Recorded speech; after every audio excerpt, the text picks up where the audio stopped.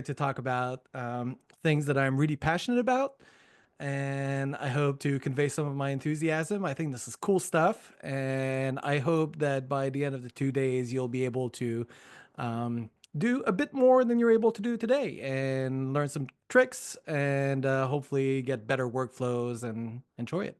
All right. So let me start by sharing my screen. All right. So this is a class about learning to make R packages. You all know because you saw the announcement and you signed up. So that's what it is. Who am I? I assume that some of you cyber stalked me before signing up, which would make sense. But I am from Montreal, so if you notice the Quebecois accent, that's what it is. There's some French in there. I teach political science and political economy. I got a PhD in the US, but now I'm back at my alma mater teaching students that are awesome and living in a great city. So I enjoy that a lot. It's good. Um, I have been involved in R packaging for quite a while. I've just joined the board of editors for the R Journal, which is the official journal of the R Foundation, which handles the language, but also publications about the language. So if you're ever interested in learning about a specific package, or if you're interested in writing about a specific package, the R Journal is a great venue for this, especially for the academics among you. I feel very strongly that we need to find ways to recognize this kind of work, and starting by the kind of standard academic publications that the R Journal does is a good place to start. And you can cite those papers, and you can do a lot of stuff. I've been writing packages for now 15 years.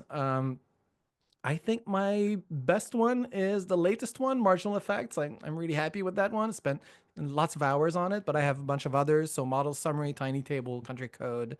I think our packages are a great way to give back to the community. It's a hobby of mine. I really enjoy putting them together. It's also kind of a nice challenge. It's an intellectual puzzle that I enjoy working on. So it's been fun. Been doing it for a long time, and I plan to keep doing it because I have tenure and I can do what I want. These are the main packages that we'll be using in this class. So if you want to install them, there's a script in the Dropbox. It's called practicum, practicum.r. I'm pasting this in the chat. So in that Dropbox, there's this command that you can paste into your RStudio or your R session to install the packages that we'll be using. Each of them, I will go over each of them in detail when it is relevant. But it might be a good idea to install them now, just so you have them and you're not delayed when we actually need them.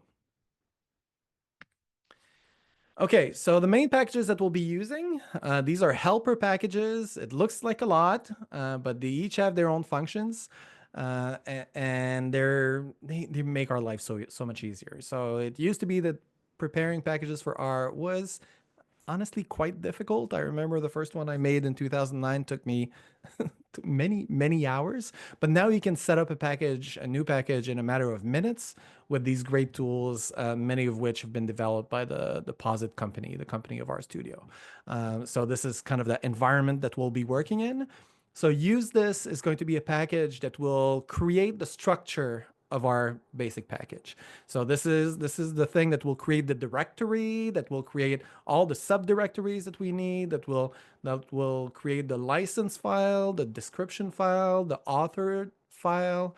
All of these things will be created by use this for us. So we don't need to create them by hand. It'll all be done automatically.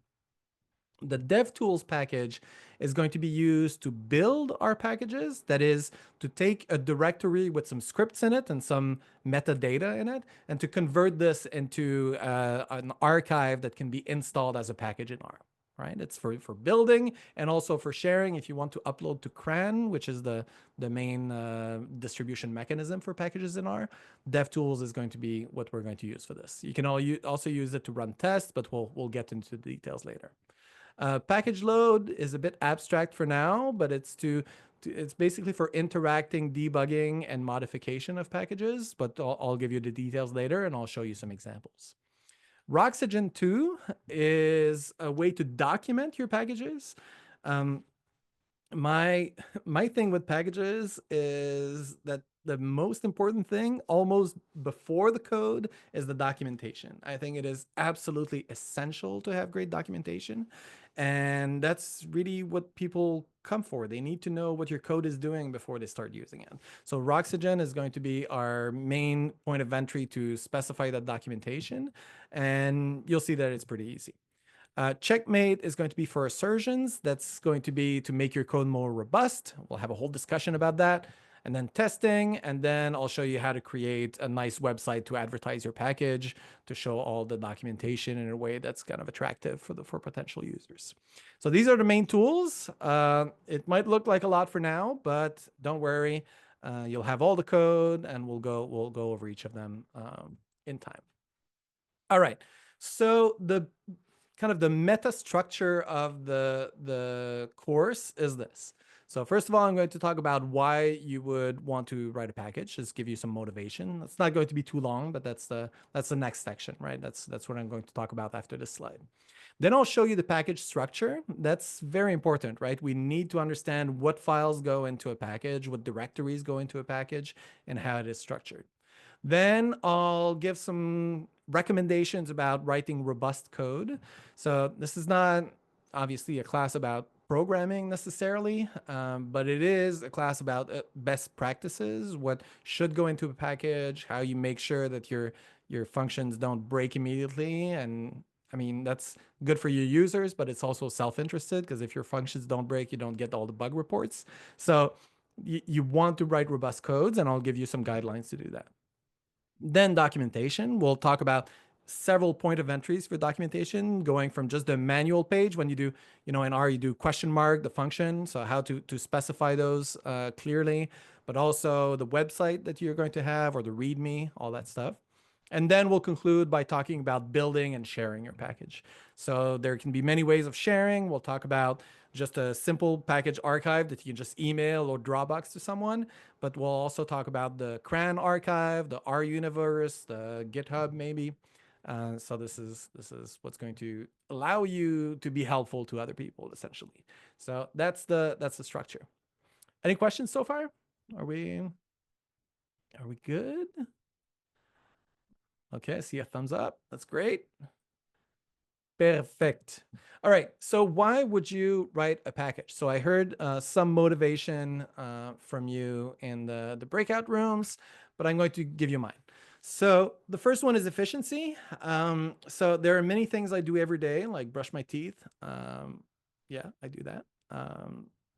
So many other things like theme plots. I personally don't necessarily find that the default plots look necessarily how I want them to look. So I have these functions, these calls that I make almost every day, because I do plots every day. So that's one thing I do. Something I don't do every day, but I do pretty frequently, is grade student assignments. So that's a task that I actually use R for, and I'll show you some tricks to maybe make your life easier for that if you're in a university. I standardize variables, right? Just trying to take a numeric variable and give it a mean of 0 and a standard deviation of 1, something like that. I do that very frequently. In R, there are some ways to do this, but they're not super convenient. You can connect to a database every day. So like, these are all tasks that you do every day, okay?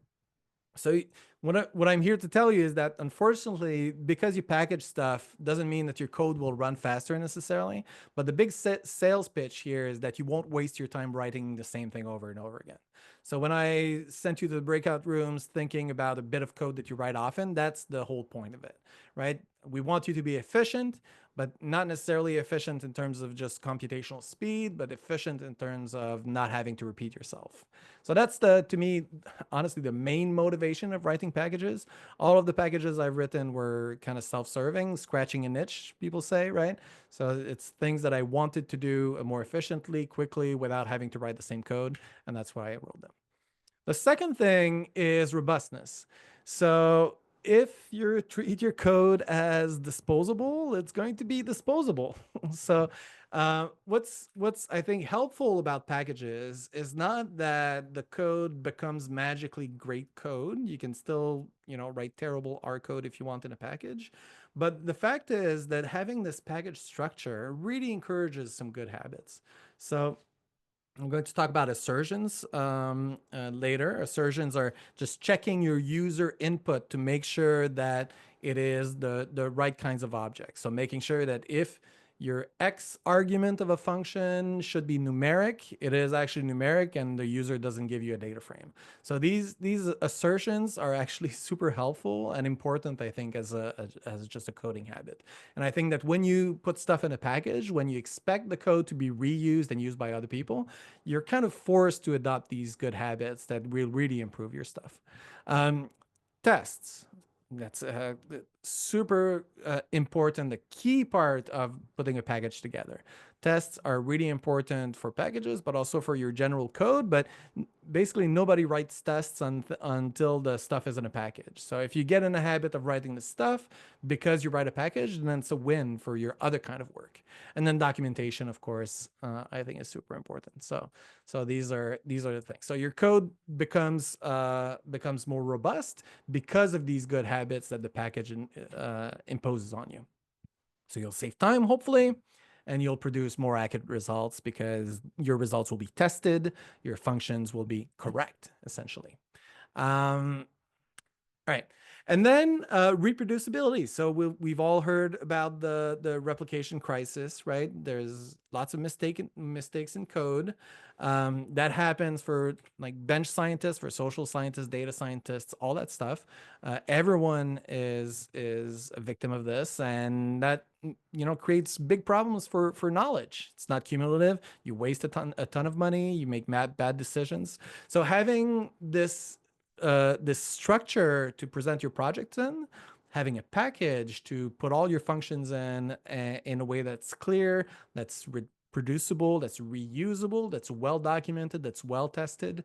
That's a major step in terms of guaranteeing, well, not guaranteeing, but increasing the likelihood that your results would be reproducible by others, and that will last essentially, right? You don't want your results to be contradicted immediately. So that's one solution. Again, there's no guarantee, but it is a set of good habits that you can take on. And then finally, um, like to me, this is one of the main motivations. When you put a package together and there are a bunch of useful functions and you share it, you save other people's time. I always figure, so I'm an academic, right? And I can spend time writing another paper, which I do. I write papers. I try to be productive.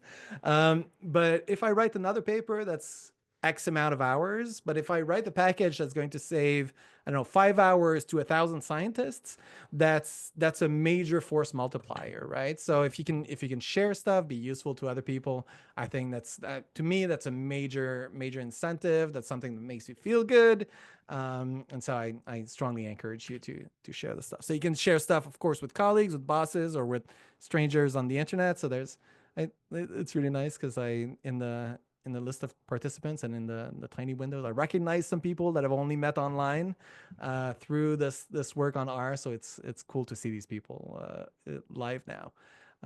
Well, kind of live. So thanks for being here.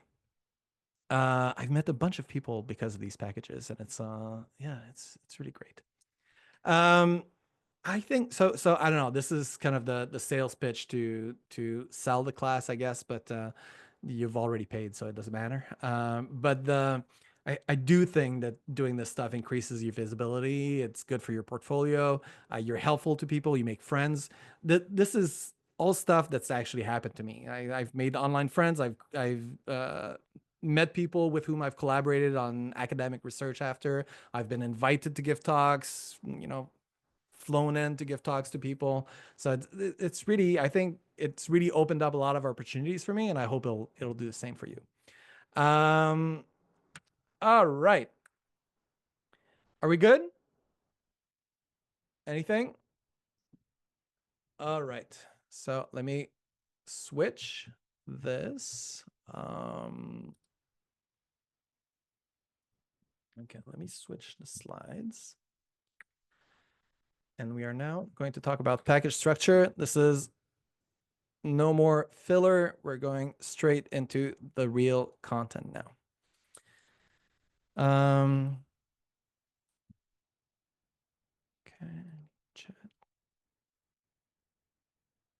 on the participants. All right. Okay, so I have learned over the past few years that people are no longer aware of what a file directory structure is on a computer. So that's fine. People use Google Docs and just use search. But to write packages, unfortunately, we do have to be aware of a directory of a file system. So in R, there's something called a working directory. The working directory is what determines what are the current files that are available, what's the path of your data sets, for example. I assume if you're writing packages or if you want to write packages, you're semi-familiar with R at least. So this should not be so surprising, but these are commands that are helpful. So get WD gives you the full path of the current working directory. So that's for me home Vincent. That's because I'm on a Linux computer. But if you're on a Windows computer, it'll look like C dot dot slash slash users something. And if you're on a Mac, it'll look something like this. So this determines what files you're going to be able to operate on, what files you're going to be able to create, read, and so on.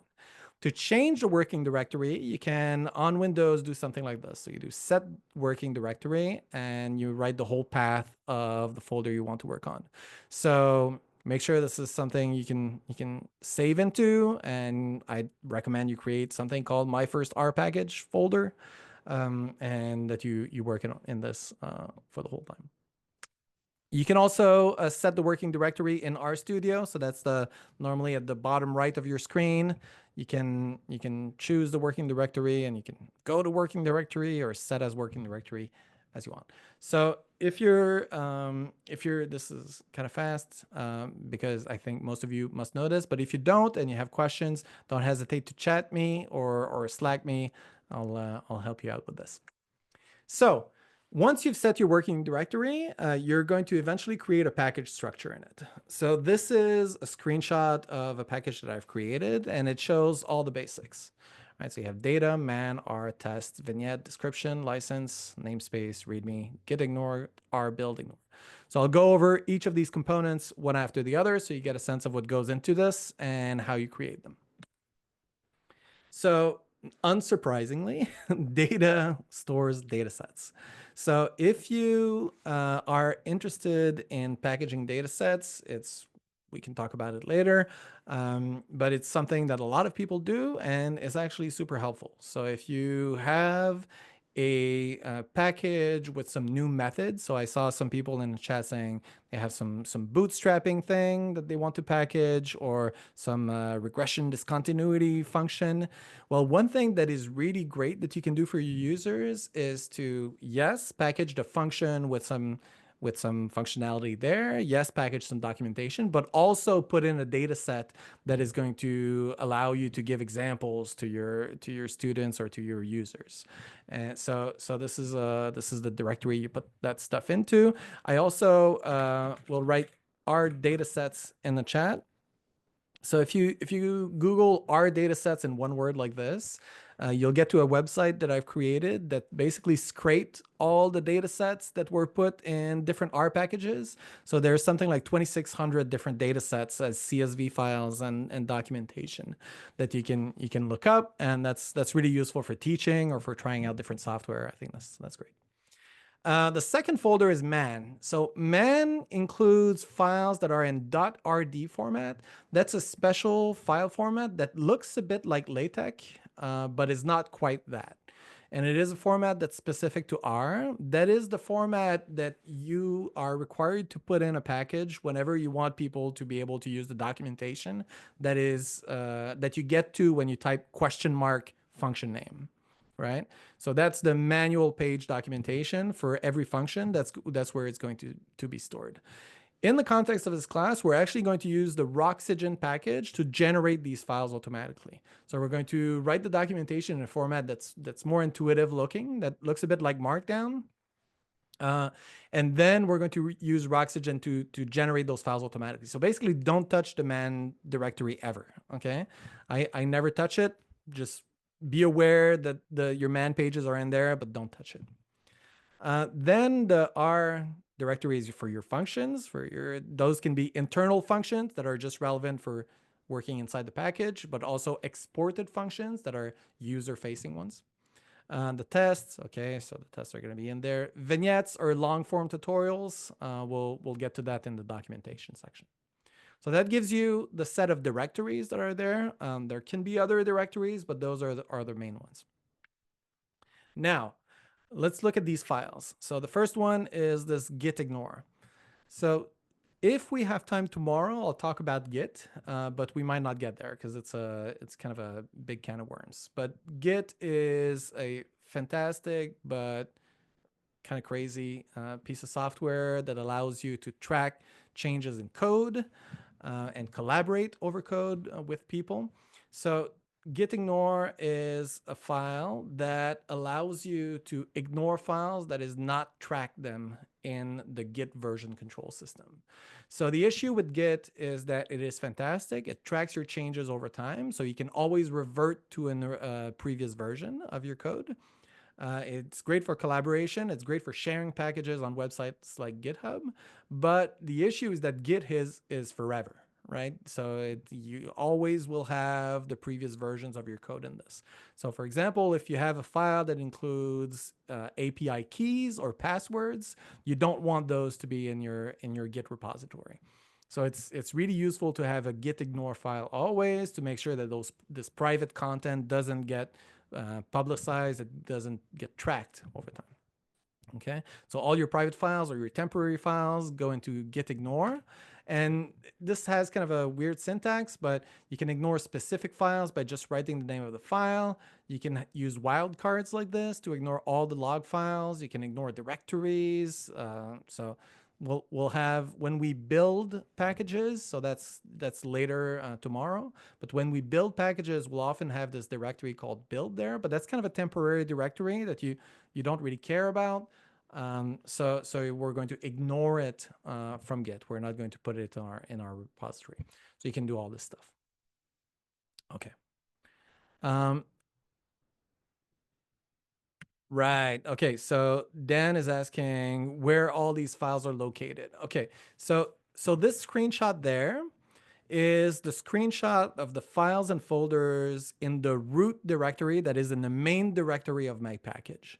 So you can think of an R package as just a directory that we put in some kind of archive. So you've done zip files, right? So the R package archive is not a zip file. It's a tar gzip file, but that doesn't matter. But at its root, it's just a directory like this with a bunch of subdirectories and files.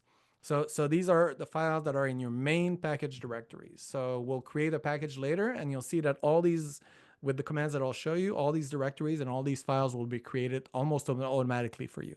And then you'll be able to modify them. And then in the end, I'll show you how to we're calling this build package. So transform this directory into one file that can be installed by R as a package that you can call with library parentheses. Are we good? Okay, in 5 minutes, you'll have one on your computer, basically. Well, not 5, but maybe 20. Okay, so I've talked to you about git ignore. I love the questions, by the way, so ask more. Okay, so git ignore is a thing you don't want to commit, you don't want to keep forever, a temporary or a private thing. R build ignore is really similar, but it is a file that includes all the other files that you don't want to put in your package, in your final package. So in my package directories, normally I have a bunch of other stuff. Like I have notebooks so Quarto or R Markdown notebooks that I use for examples. I have maybe some functions that are not quite ready to be packaged yet, that are work in progress sometimes. I have some images that are for my website, like some GIF galleries or something like this.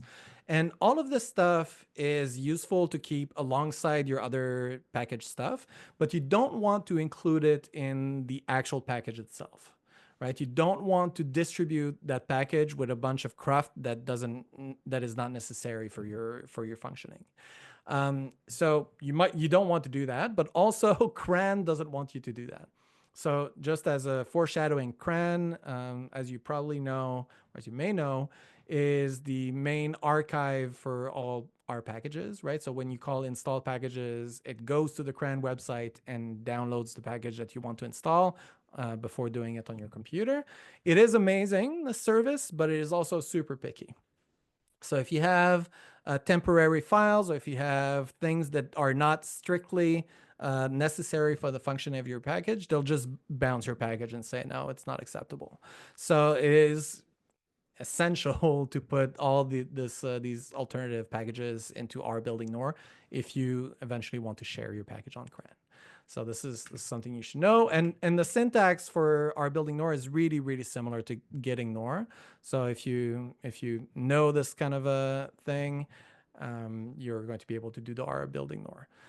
Also, just by the way, git ignore is this weird syntax, but ChatGPT and all the LLMs write this perfectly. So you don't even need to learn this. Just tell your LLM what you want to ignore, and they'll give you a perfect file, and you can just apply that. Same thing for R building nor. The LLMs speak good R. Okay, so the other file that we need to talk about is the license file. This is ignored by a lot of people, but I think personally that it's quite important. So you need to specify under what conditions people are allowed to use or modify or share your package.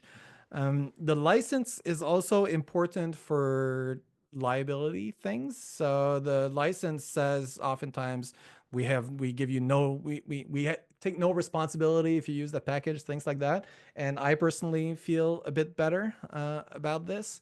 So especially now that you get cited in things like medical studies, and I don't want my I try to have robust packages, but still. So there are many popular licenses. I'd say that these are the main ones in R. So MIT or Apache are super, super flexible. Those are maybe the most generous licenses. The one that is maybe most popular on CRAN is GPL. My own packages are GPL normally because I'm an open source integrist. But the difference between GPL and MIT is that GPL has this thing called copyleft, which means that it is free, so you can change it, you can copy it, you can distribute it, but any derivative work, any work that takes anything from a GPL package must itself be GPL or something like that. Okay. And a lot of companies don't like that necessarily, so they won't accept packages that are GPL licensed. So if you want your package to be used in a commercial setting, you might want to lean towards MIT or Apache. That's basically the main distinction, I would say. The first one is freer, essentially. Well, I guess not freer, but all right. And then you can also have proprietary licenses, but I am not a lawyer, so I don't have that much to say about this. Choose one, and then choose one. Actually, get some information about the license before you pick it because it can be hard to change. If people contribute to your package under a certain license, you might need to get their permission to relicense it under something else. So this is something you need to think about early in the process. All right. Questions so far? How's the pace? Should be faster, slower, correct pace? All right. Rob says the pace is okay. Okay. Julius, I think you just stretched, and that was an okay pace, or it was a all right. Thank you. Perfect. Namespace. So the namespace is another file that is specific to R, and I guess we have to talk a bit about what a namespace is to begin with.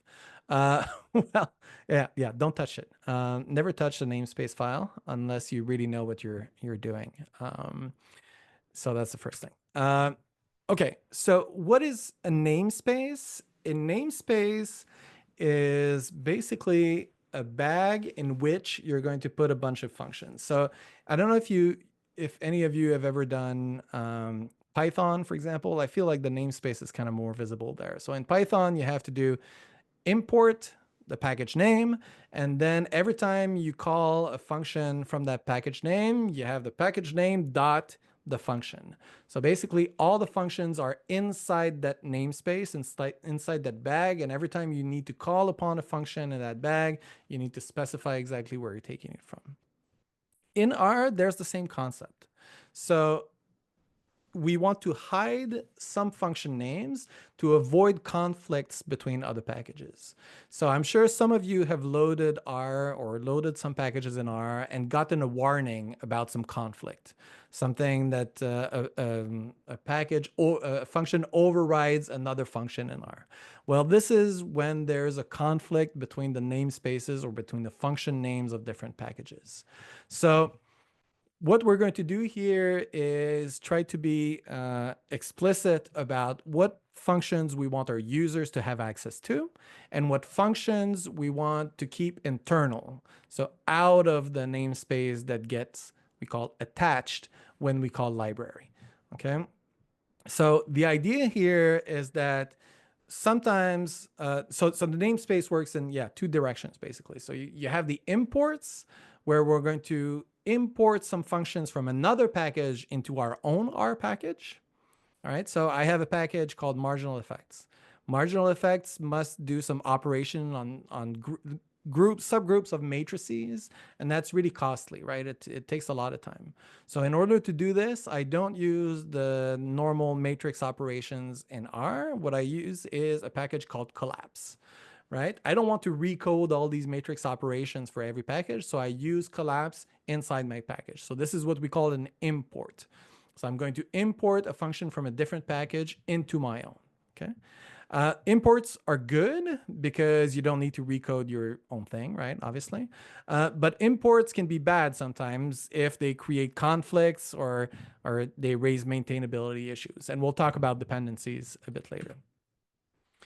The namespace also works in terms of export. So in the namespace file in your package directory, there are lines that are specifically for imports and there are lines that are specifically for exports. The exports determine what your user will have access to. So in R, you can do, let's say, library dplyr. Okay, I'm writing this in the chat. You can do library dplyr.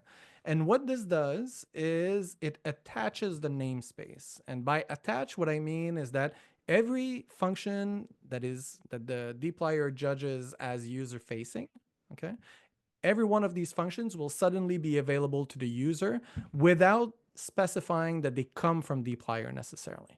They'll just be into the main environment that you act in. If you don't write library, you can still access all of these functions with this syntax, right? So you do mass is the mass package. That's a old school, very popular R package. : function name, right? So what I could do here is do library mass and then just call R, right? And I call this function. But if I don't want to do library, I don't want to import to have all of these functions in my session. What I can do is call the function directly like this. And I would add parentheses, and then I would fit, I don't know, has anyone used this before? Is this, yeah, it's a ordered logit model, basically. So you can call it just like this. Now I'm showing you the syntax because I want to distinguish between this syntax and that one with the 3 colons, right? This is for internal functions. So you can access any internal function from any package using this, well, almost any. And then you'll have access to the beautifully named vrmds-dovm. What does this do? Nobody knows except like maybe one mass package developer. So I just want to highlight here the difference between the exported functions and the unexported functions. The unexported ones are going to be those that you're going to use internally. So if you write a package about some bootstrapping thing, right? You might have a function to, draw random numbers and another one to draw the rows that match those random numbers in a data set. And you might have a different function to print. Well, when you break down a functionality into different chunks like this, a lot of these functions are just going to be useful internally, and you don't want to show these to the user because it can just be too much and it's unclear for them. So make sure you keep that distinction in mind, exported functions versus internal function. All right, so when we attach a namespace, when we call this, we don't need to use the two colons anymore. All the exported functions in your package are directly available to the user. All right, so this is important, and these namespace conflicts happen all the time. So these are just two examples. So the select function is from the 90s in the mass package, and the filter and the lag, they've been there since forever. And that can be a problem, right? When you have this namespace conflict. So when I load dplyr these days, I get this, right? The following objects are masked from the stats package. The following objects are masked from the base package. If I had loaded the mass package, I would get another warning like this to say that dplyr conflicts with mass, and that's because two packages use the same function names. So it is a good idea to be very selective, very careful about the naming of your functions and what you export. So basically, like try to avoid conflicts if you can, especially with popular packages or with base packages, and also like try to export as few functions as you can. A package with just a few functions is much better than a package with 50 functions that just conflict with everything. Okay. All right, that is my advice. So there's a question in the chat. If you keep loading packages with conflicting functions, do the masks see switching? Yeah, that's exactly right. So when you do library mass, library dplyr, the select function is going to be the one from the dplyr package because it is the last namespace to have been attached. If you do it in the other order, if you do library dplyr first and then library mass, you're going to get the select function from the mass package, which actually does something completely different.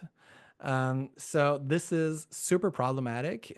I think that's a really bad feature of R actually, that it just takes that it takes the last one because, well, I've personally had a bunch of bugs because of this over the years, and I'm sure a ton of other people have. So it is the rule that's applied. It is good to keep that in mind. Honestly, oftentimes I don't even call library. I just do this syntax when I'm calling a function from a specific package.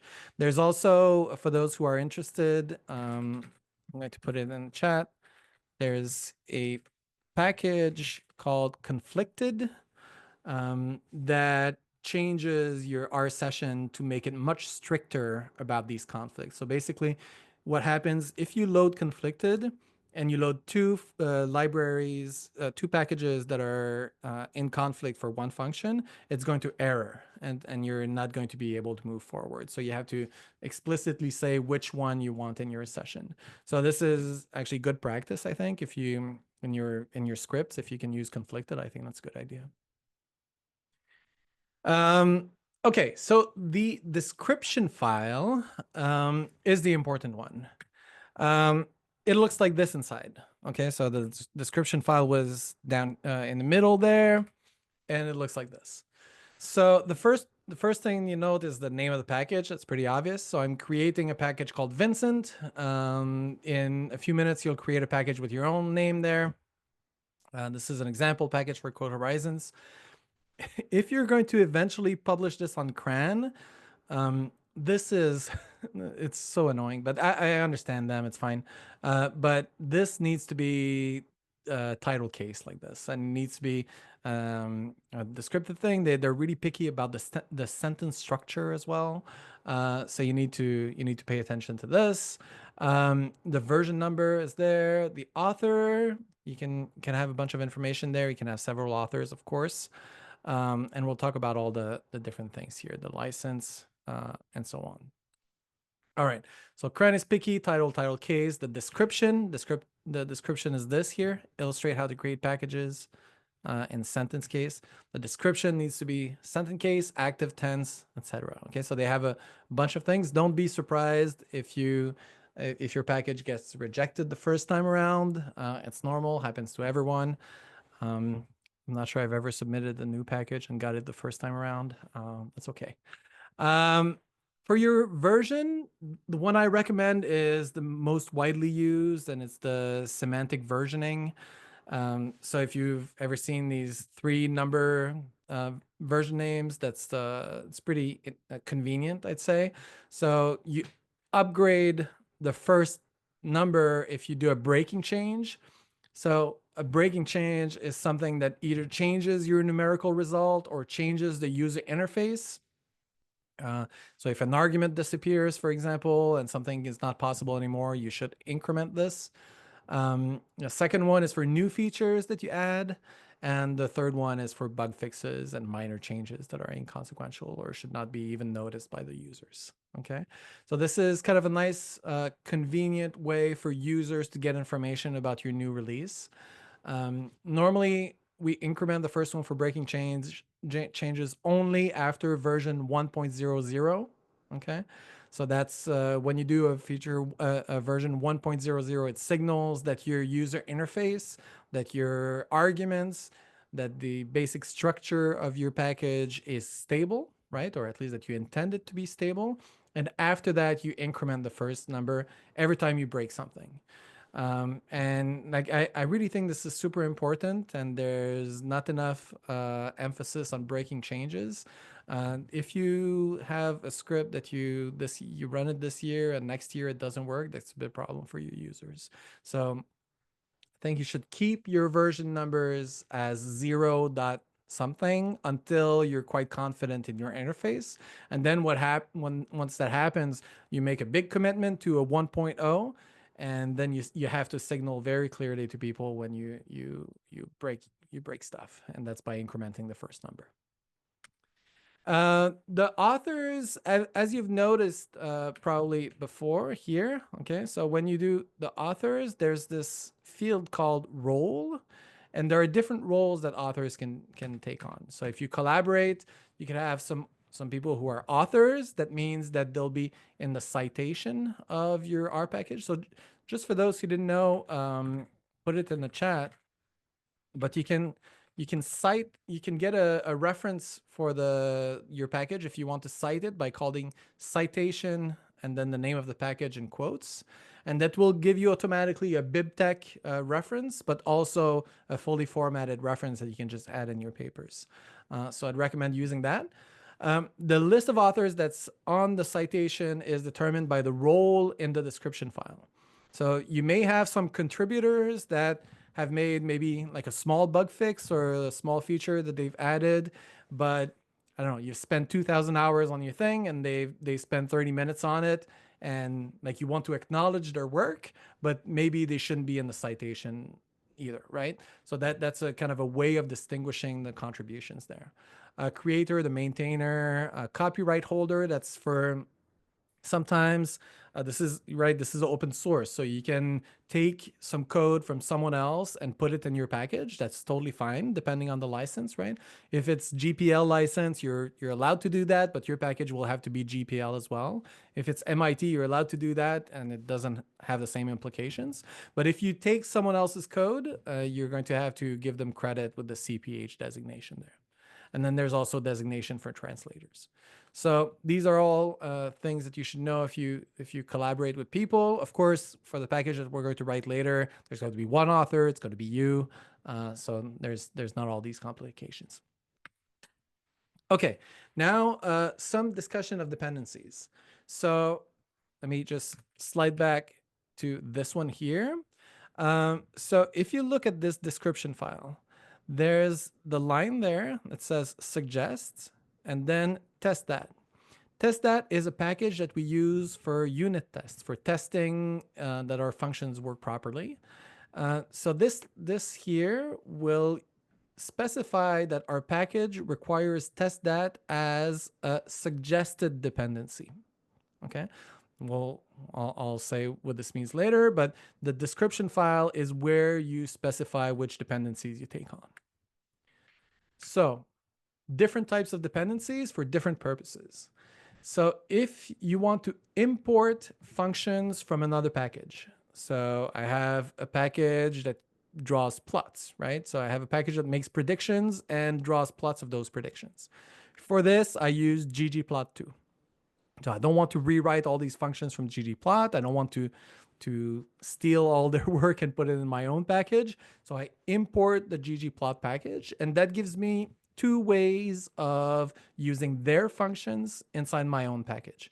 So the first one is to use this syntax that I've shown you before, right? I've told you that you don't need to call library for every package that you want to use. You can write the package name, colon, colon, and then the function name. So this is what you can do internally. In your package, this is what I do most of the time, actually. So when I use a package from outside in my own, and I just want to use this one function, I write the package name, colon, colon, and then I call the function. So in my own functions, that's what I do. An alternative is to use something like this. And so now it's going to look a bit abstract, but when we talk about Roxygen, the Roxygen 2, that's the package that's going to be used for documentation. There will be this tag there. The tags in Roxygen always starts with the how do you say this in English? A commercial. I don't know. Ampersand is no. Ampersand is the and sign, right? At. Okay. All right, I should have known that. The at sign specifies a Roxygen tag, and then you can import some functions for use in your own package without having to use this kind of long syntax of the colon, colon. I'll come back to this later. I'm just flagging here that you can have these other packages that you want to use in your package, and that's usually going to be the imports style of dependency. Now, there's also the depends style of dependencies. And what this does is it's going to put all of the namespace of that package inside your own package namespace. So if a package has 50 functions and you only need one of them, it's still going to take all of these 50 functions and bring them into your own package. So typically you want to avoid this. This is not a good thing, okay? There's a risk of conflict. There's no need to pollute your package namespace with all this stuff. It's much better to go on a function by function basis. Normally, if you import, I don't know, from ggplot, I use like 6 functions maybe in my plotting section of my code, and I use the imports. So the strong recommendation from basically everyone is to do imports instead of depends, but it exists. Now, suggests is super useful. So suggests is optional packages, and the optional packages can be used in kind of different settings. So the first one that you've seen already in my description file that I showed you earlier is that you want to put packages there that you use for package development. So for testing or for developing for your website, for example, that you want with your package. So if you use test that, it's going to be in the suggests section. If you use package down to create a website, which we'll do later, it's going to be in the suggests area. Another way to use the suggests dependencies is to make some functionality optional. So in the package that I was talking about earlier, it's called marginal effects. And in marginal effects, you can use this to compute various statistical quantities like predictions or contrasts or stuff like that. There's no need necessarily for the plotting functions in that, right? The plotting functions are kind of this side utility thing that's convenient, but that's not necessary for the core features of the package. So what I did is instead of force all my users to install all of ggplot2 just for this package, what I did is I made ggplot2 an optional package. So my users can use all the functionality, the numerical calculations in my package without installing all the dependencies. But if they want to do some plots, they install ggplot2 and then they can do them. So this is a way to make your package a bit leaner, to not force them to install all of this stuff. Okay, so that's suggest for your development stuff. And also if you want some features to be optional, they're not necessarily core to your feature set, but you want them to be possible. Enhances is a bit weirder. We don't need to talk about this too much, but it's to extend other packages. So if you want a custom print function for R Markdown or Quarto, that's one way to do it. If you have questions about this, you can go into Slack or shoot me an email. And then there's the linking too. So if you have some compiled code, so if some of your routines are super expensive and you need to write them in C++ or in Rust or whatever, you're going to have some dependencies and linking to there. We're not going to talk about compiled code in this workshop, but if you have questions about it, you can ask in the Slack and I can send you to resources and I can answer questions about this. All right. So what you can do is do this. So imports, dplyr, ggplot2. So those would be the most typical dependencies. So if your package relies on a bunch of dplyr, you're going to put it in imports like this. Okay. Then suggest is for your optional things such as test that, and then tiny table, that's a table drawing package. You might want to put it there if you want your users to potentially draw tables with your stuff, but not necessarily, right? So that would be an optional thing. When you put it in suggests and there's a feature that depends on that library, you need to have an explicit chunk of code that checks if the package is installed for your user not to come up with an error, right? So if tiny table is optional, there has to be a check to see if it's there, and then it needs to return an error if it's not there to tell your user that they must install this. Okay, so this is the optional dependency. There are several different types of dependencies that we need to think about and worry about. The first one is the direct dependency. So when you load one package like this, right, library, this is one dependency on tidyverse. You also have to think as a package developer, especially, I think, about transitive or recursive dependencies. So when one calls tidyverse like this, it doesn't just load one package, right? It doesn't just attach one namespace. It attaches the namespaces of 113 packages. All right, so this is a massive number of packages because tidyverse groups dplyr, groups tidier, I think, ggplot2, all of these things that themselves have dependencies. So when we say recursive or transitive dependency, it's the dependency of the dependency of the dependency. So you can really think about this as a tree, and it can get pretty large pretty quickly, right? So this is just a function that I wrote using package dependencies here to count the number of recursive dependencies of a package. So when you call dep tidyverse, it tells you that there's 113 packages that you're loading at the same time with this.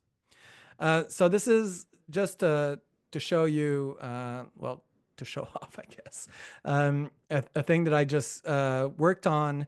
And this was a table drawing package that I wrote just as a kind of a challenge initially. Now I use it, but as a challenge because I wanted to write a package that was dependency free, that had zero dependency.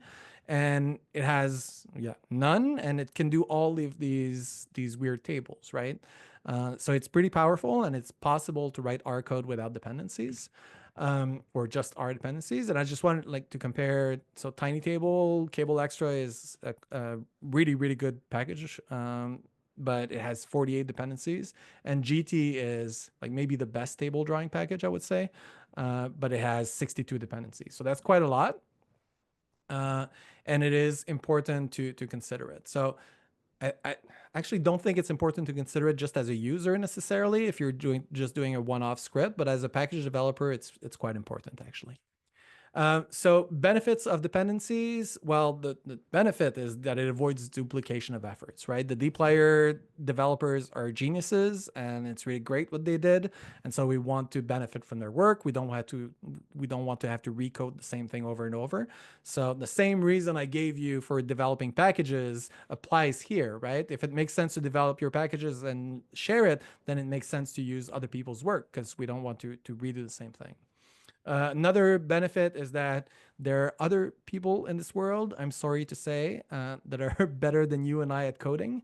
And it's good to benefit from them, right? They have robust implementations, and you do want this robustness. You do want their code in your own. So this is great. But there are some costs to this. So if there's a breaking change in an upstream package, that's problematic, and it can break your own, and that's inconvenient. You cannot fix or modify recursive dependencies. So if you depend on something that depends on something else, and that something else breaks, then it's going to it's going to break your own thing, and there's nothing you can do. You're just stuck. There might be some security issues. So there's been a lot of talk in the news recently about supply chain attacks, right? Where a dependency of a package was infected or had a backdoor in it, and so that's kind of an issue. So you need to really vet the dependencies that you take on in your own package, and then there might be installation issues for some users. It takes a while. It's bigger. Not users across the world don't necessarily have as fast an internet connection as you and I maybe do. So that can be an issue. So this is just kind of a really kind of crazy example of the problems that can arise when you have a complex graph of dependencies, right? So in this comment, what happens is that this one package was modified and orphaned, which means kicked out of CRAN basically, by one of the R core members.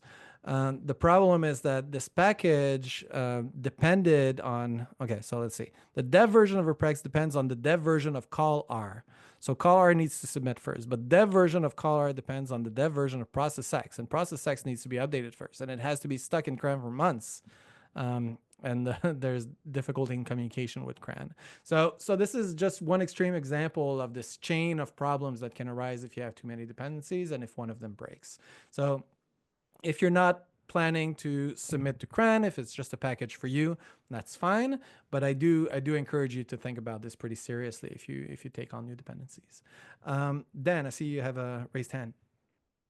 Yeah, sorry, sorry to interrupt. If you are not using dependencies, like for instance, your table package there that uses 0 dependencies, are you actually coding everything using base R, like redoing the functions, or are you able to bring in certain functions from the package, but somehow not depend on the package? No, so in that one package, it's all base R. Okay. So and I mean, maybe it's because I've been doing this a while, and I think base R is super powerful.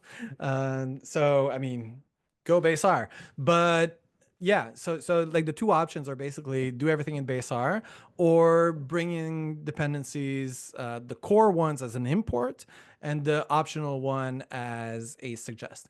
Okay, so actually maybe I wasn't I kind of lied. So in the tiny table package, there's a few functionalities that rely on something else. So for example, there's a functionality to save, so you can save tables as like Word documents or as PDF or as LaTeX or as HTML, and you can also save them as image files. And what I do for image files is I generate the HTML table and then I take a snapshot of this. But in order to do the snapshot, I didn't want to recode this in base R. That's nonsensical. So I use a suggest package there. So what the user gets as an experience there is if they want to do normal stuff, I would say with the package, they never have to install anything else. But the minute they want to save as an image file, then I raise an error and I say, for this functionality, you need the WebShot 2 package, for example. So this is an optional thing for one corner of the feature set. Yeah. All right. So the big picture here is for short-term scripts, one-off projects, really use whatever that gets the job done. That's my definite view. For long-term things, for package development, for reproducible science, I'd say go lightweight if you can. If you can't, that's fine. Like you'll do okay. But it's just a general recommendation to be a bit mindful of this when you develop your package.